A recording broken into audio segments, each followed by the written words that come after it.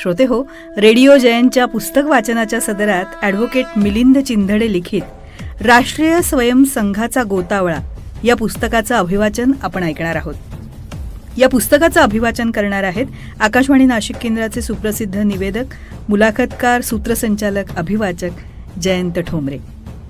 तेव्हा या पुस्तक अभिवाचनाच्या आजच्या या पहिल्या भागात लेखकाचा परिचय आणि लेखकाचं मनोगत आपण ऐकणार आहोत. वाचक स्वर आहे जयंत ठोंबरे यांचा.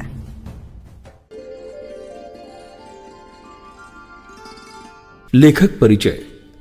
मिलिंद मधुकर चिंधडे. जन्मतारीख 25 मे 1957. जन्मगाव जळगाव. शिक्षण MCOM LLM MA तसंच ज्योतिष्य प्रवीण. व्यवसायानं वकील. जिल्हा न्यायालयात 41 वर्षांपेक्षा जास्त काळ काम करीत आहेत. अर्धवेळ कायदा विषयाचे प्राध्यापक. बिटको महाविद्यालय नाशिक रोड इथं व्यापारी कायदा विषयाचे विभाग प्रमुख म्हणून त्यांनी काम केलंय. एकंदर 32 वर्षे प्राध्यापक म्हणून काम केलंय. महाविद्यालयातून आता सेवानिवृत्त. NBT विधी महाविद्यालयातही त्यांनी शिकवलंय. अनेक सामाजिक आणि शैक्षणिक संस्थांमध्ये पदाधिकारी म्हणून त्यांनी काम केलं आहे आणि करतायत. सार्वजनिक वाचनालय नाशिकच्या कार्यकारी मंडळात त्यांनी काम केलंय. 2009 ते 2011 सार्वजनिक वाचनालय नाशिकच्या पुस्तक मित्र मंडळाचे प्रमुख म्हणून त्यांनी काम केलंय. 2018 पुन्हा ही जबाबदारी. एकंदर पुस्तक परिचयाची 57 व्याख्याने आयोजित केली. वाचनालयाच्या अनेक समित्यांवर काम केलं आणि करतायत. अनेक वर्तमानपत्र, साप्ताहिक, मासिक यामधून सातत्याने कायदेविषयक आणि साहित्यविषयक लेखन.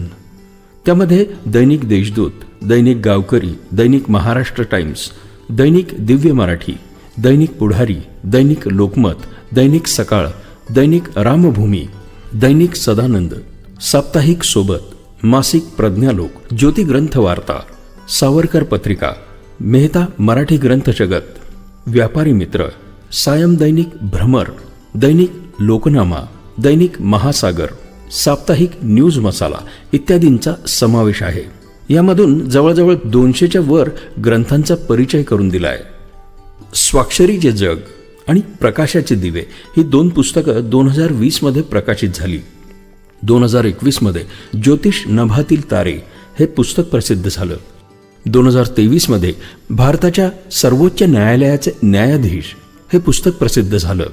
2024 पुस्तकांच्या सहवासात आणि वकिलीच्या अंतरंगात ही 2 पुस्तकं प्रकाशित झाली आहेत.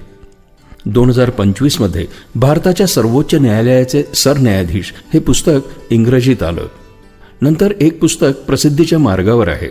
पुस्तकांना विविध पुरस्कार आणि पारितोषिकांनी सन्मानित करण्यात आलं आहे. विविध पुरस्कार ज्यामध्ये शिक्षणशास्त्र महाविद्यालय धुळे, आरोग्य विभाग महाराष्ट्र शासन, BYK महाविद्यालय नाशिक, NBT विधी महाविद्यालय नाशिक, सार्वजनिक वाचनालय नाशिक इत्यादी संस्थांचा समावेश आहे. सार्वजनिक वाचनालयात नाशिकतर्फे आदर्श शिक्षक गौरव पुरस्कार, कुसुमाग्रज प्रतिष्ठान नाशिक, स्वातंत्र्यवीर सावरकर अभ्यास मंडळ नाशिक, बार लायब्ररी नाशिक, महाराष्ट्र साहित्य परिषद पुणे, ललित हे मासिक, कृतार्थ ज्येष्ठ नागरिक संघ, सर्वात्मक वाचनालय इंदिरानगर याचे ते आजीव सदस्य आहेत. अनेक नामवंत वक्तृत्व आणि निबंध स्पर्धांचे परीक्षक म्हणून त्यांनी काम केलंय. त्यामध्ये दैनिक महाराष्ट्र टाइम्स, सार्वजनिक वाचनालय नाशिक, NBT विधी महाविद्यालय नाशिक, ऋग्वेदी संस्था नाशिक, विखे पाटील महाविद्यालय प्रवरानगर, गो ह देशपांडे वक्तृत्व स्पर्धा, व्यंकटेश बालाजी संस्थान नाशिक, नाशिक महानगरपालिका नाशिक, जायंट्स ग्रुप सिडको नाशिक, लोकमान्य विद्यालय नाशिक, जिल्हा सहकारी बोर्ड नाशिक, समाज परिवर्तन केंद्र तसंच लोकहितवादी मंडळ नाशिक इत्यादी संस्थांनी आयोजित केलेल्या वक्तृत्व स्पर्धा आणि निबंध स्पर्धांचा यामध्ये समावेश आहे. 2004 पासून दिलेल्या सशर्त देणगीतून आजी आणि आजोबा यांच्या स्मरणार्थ काकाणी नगर वाचनालय मालेगाव इथं साहित्यविषयक 2 व्याख्यानं आयोजित होत आहेत. नाशिक जिल्ह्यात अनेक ठिकाणी साहित्यविषयक आणि कायदेविषयक व्याख्यानं दिली आहेत. कायदेविषयक पुस्तकांचं लेखनही त्यांनी केलंय.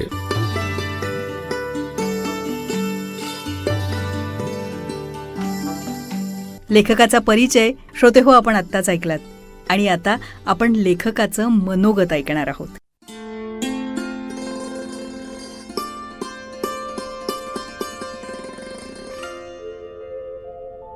राष्ट्रीय स्वयंसेवक संघाला विजयादशमीच्या दिवशी 100 वर्षे पूर्ण होत आहेत.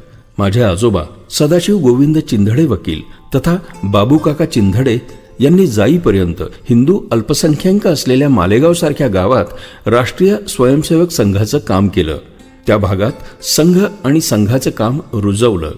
ते मालेगाव तालुका संघचालक होते, तर कासार वकील हे मालेगाव शहर संघचालक होते. माझे वडील नोकरीच्या निमित्तानं सरकारी वकील म्हणून मनमाडला गेले. माझा जन्म 1957चा. त्याच वर्षी वडील मनमाडला आले. मनमाड मालेगाव पाऊण तासाचा रस्ता, त्यामुळे प्रत्येक सुट्टीमध्ये आम्ही मालेगावला आजी आजोबांकडे जायचो. तेव्हा अनेक वेळेला आमच्याकडे संघाचे कार्यकर्ते, संघाचे अधिकारी मुक्कामाला असायचे. नानाराव ढोबळे, आप्पा दांडेकर, आप्पा नांदेडकर, राजाभाऊ देवधर, सुरेशराव भिरंगे, बाबूराव पेटकर अशा व्यक्तींचा यामध्ये समावेश असायचा. माझी आजी, जिला आम्ही ताई म्हणायचो, ती अतिशय सुगरण होती. सगळ्यांचा स्वयंपाक आणि इतर कामं ती स्वतः करायची.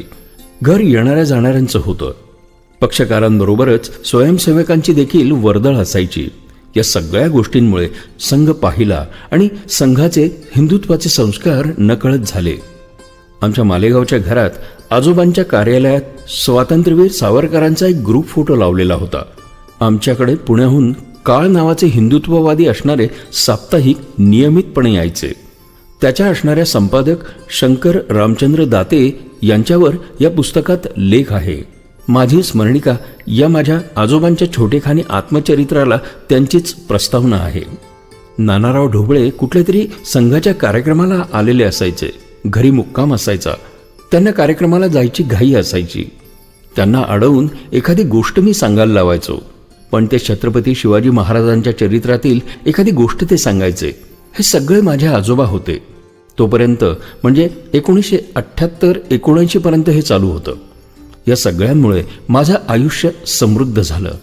माझ्या आत्तापर्यंतच्या आयुष्यात निरनिराळे संघ कार्यकर्ते, हिंदुत्ववादी व्यक्ती निरनिराळ्या कारणांनी आल्या.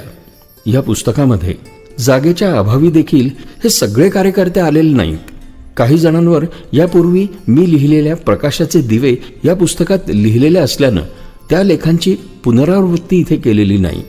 संघ कार्यकर्त्यांचा व्यवहार, संबंध देशभर हा सारखा असतो.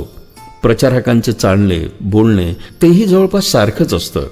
असं असलं तरी हिंदुत्व हे केंद्रस्थानी ठेवून पुस्तकातील वेगवेगळ्या व्यक्ती वागल्या हे सगळं आपल्याला नक्की जाणवेल. संघाच्या मंडळीबरोबर अनेक इतर हिंदुत्ववादी कार्यकर्ते सुद्धा संपर्कात आले. माझ्या पहिल्या पुस्तकात श्रीधर रघुनाथ वर्तक, वामनराव खरे, क्रांतिकारी हरी अनंत थत्ते, संघ समर्पित कैलासवासी नानाराव ढोबळे, शाश्वत ऊर्जा स्त्रोत बाळासाहेब आहिरे, प्रभाकर शिवराम जोगळेकर, मोहनराव गोरवाडकर, बाळासाहेब गायधनी, योगेश्वर अभ्यंकर, प्राध्यापक दिलीप फडके, गोविंदराव काळे, A.P. देशपांडे या संघ स्वयंसेवक आणि हिंदुत्ववादी व्यक्तींवर लेख आहेत. त्यामुळे त्यांचा या पुस्तकात समावेश केलेला नाही. तसेच या पुस्तकातील काही लेख निरनिराळ्या दैनिकात प्रसिद्ध झाले होते. उदाहरणार्थ दैनिक लोकनामा, गावकरी, तरुण भारत, लोकमत, साप्ताहिक विवेक, साप्ताहिक न्यूज मसाला. त्यांचे सुद्धा मनपूर्वक धन्यवाद. आपल्यावर ज्यांनी संस्कार केले त्यांचे ऋण काही प्रमाणात फेडावे हा उद्देशही हे पुस्तक लिहिण्यामागचा आहे. संघात महिला नसल्या तरी 2 हिंदुत्ववादी महिलांवर या पुस्तकात लिहिलेले आपल्याला सापडेल. ज्यांच्यावर मी लिहिले ते या ना त्या कारणानं माझ्या आयुष्यात आले होते. त्या सगळ्यांनी त्यांच्या आयुष्यात राष्ट्राला प्राधान्य देऊन राष्ट्रभक्ती केली, समाजकार्य केलं. हे पुस्तक तयार करण्याकरता आणि मूर्त स्वरूपात येण्याकरता अनिल चांदवडकर यांनी संघसरिता नाशिक हे पुस्तक उपलब्ध करून दिलं. त्याबद्दल त्या पुस्तकाचे प्रकाशक साप्ताहिक विवेक, माझे प्रकाशक श्री विलासराव पोद्दार, वैशाली प्रकाशन, DTP करणारे सचिन पगारे, कव्हर करणारे अरविंद शेलार, मला हे पुस्तक तयार करण्याकरता मदत करणारी माझी मुलगी सौ गायत्री, माझी पत्नी सौ मुक्ता, माझा मुलगा आणि जावई समीर, सून सौ रसिका, पुस्तकाला प्रस्तावना लिहिणारे श्री दिलीपराव क्षीरसागर आणि इतर सर्व कुटुंबीय यांच्याबद्दल ऋण व्यक्त करतो. अंतिमतः माझ्या मनोगताला पूर्णविराम देतो.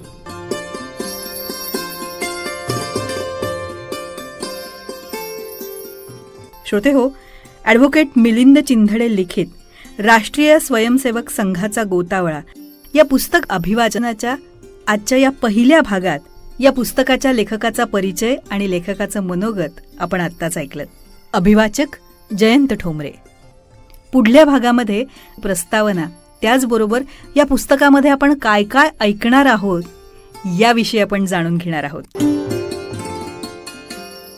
तेव्हा जरूर ऐका ॲडव्होकेट मिलिंद चिंधडे लिखित राष्ट्रीय स्वयंसेवक संघाचा गोतावळा या पुस्तकाचं अभिवाचन रेडिओ जयंतवर.